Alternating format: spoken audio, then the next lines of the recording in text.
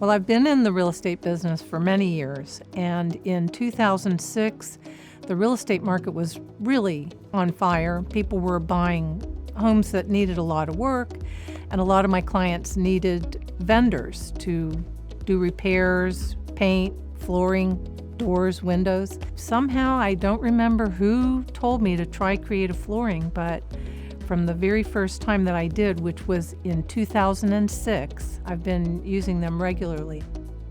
I would say that creative flooring, you can count on finding whatever kind of flooring and also whatever kind of tile for your bathroom walls or your shower enclosure.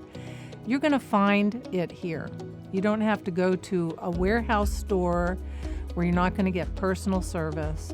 You're going to come to Creative Floors. You're going to find exactly what product you want and or need, and you're going to have it installed with no headaches.